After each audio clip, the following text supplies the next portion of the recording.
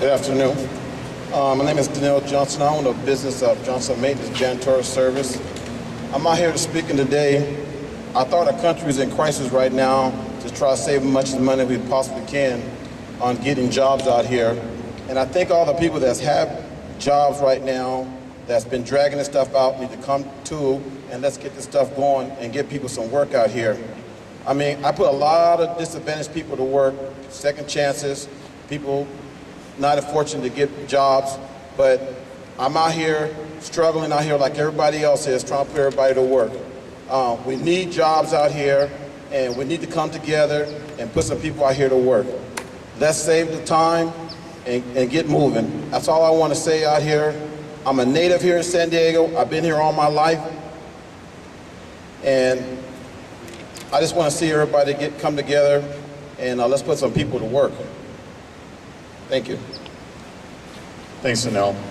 Next up, we have Scott Brady, speaking on behalf of Associated General Contractors. Scott's also a local-based contractor, one of the largest drywall contractors in the region.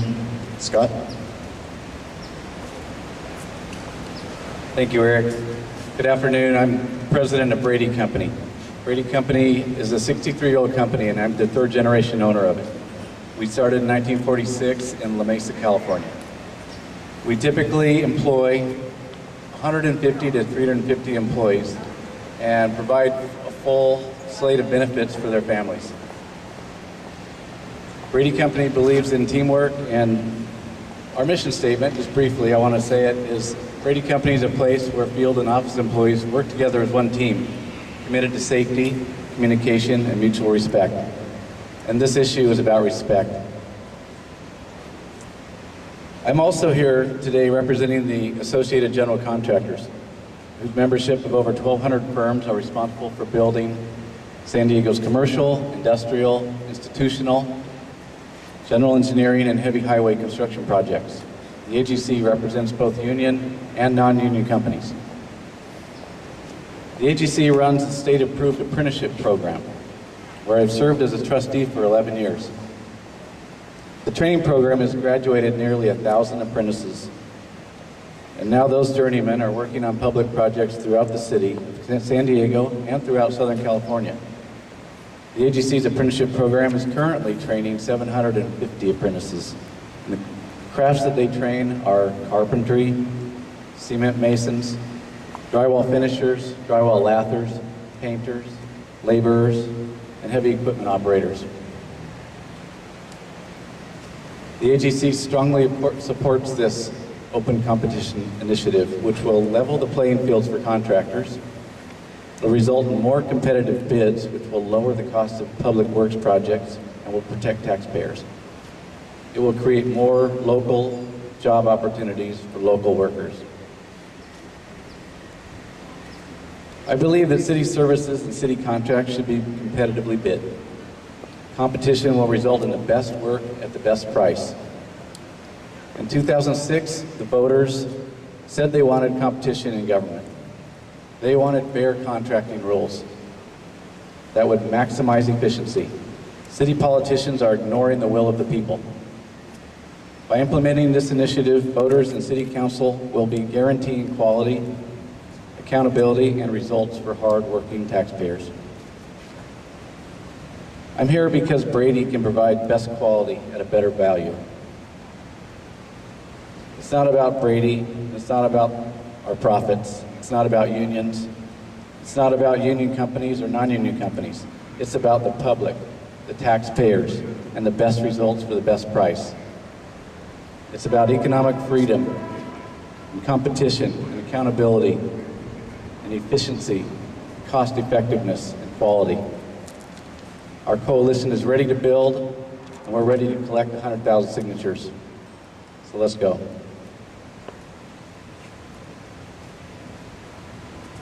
On behalf of San Diego's for Fair and Open City Contracting, I want to thank you for coming today. We will be filing the charter language today and look forward to putting the days of backroom deals that benefit a few and exclude the many behind us. In this day of limited dollars and an economy that is what it is, taxpayers and the citizenry are demanding more, and we anticipate and expect to give it to them. We'll be taking any questions you have now, and we'll open it up at this point for those. Helen. Will this eliminate current policies, local hiring policies, and the living wage ordinance? The San Diego Imperial County's Labor Council is saying that that would essentially prevent the city council from setting local hiring policies and practices. Over the years, city politicians have snuck in a number of anti-competitive poison pills into city contracts so they could award them to their political buddies. This is about a fair and level competition field so that taxpayers get the best value. We need to achieve efficiencies in all city departments and in city contracts through open competition because of the budget deficit and because San Diegans want equal opportunity to bid for jobs that are funded through taxpayer dollars. So it's about creating an equal, fair competition field for all individuals wanting to bid on city contracts. But that doesn't answer the question of existing policies. What would happen to those policies? I think it does speak to the question of existing policies because there are a lot of sweetheart deals. There's a lot of language that politicians have put into municipal code and into contract specifications that literally tell the vast majority of San Diegans, you're not allowed to even apply for this job on this contract. You can't bid on the contract, nor can you apply for the job. And so if we want to have efficient government, if we want to have a government that provides equal opportunity to all San Diego working families, we need to pass this charter amendment. But can you address the living wage ordinance issue?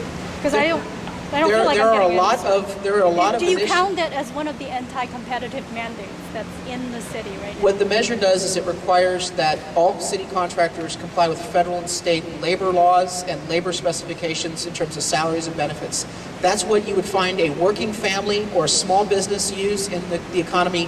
The city government ought to use the same method for efficiency that small businesses and San Diego's working families use to get the best bang for their buck. That's what this initiative is about, leveling the playing field and bringing good old-fashioned kitchen table economics into city government and how we spend money. So do you consider the living wage a sweetheart deal? I think that there's a number of ways that language has been put into city contracts to wire the bids, to favor one side over another. And what we want to make sure is that there are no more backroom deals, there are no more sweetheart contracts, that all city contracts are equal and fair and competitive, and that all contracts are awarded with maximum transparency.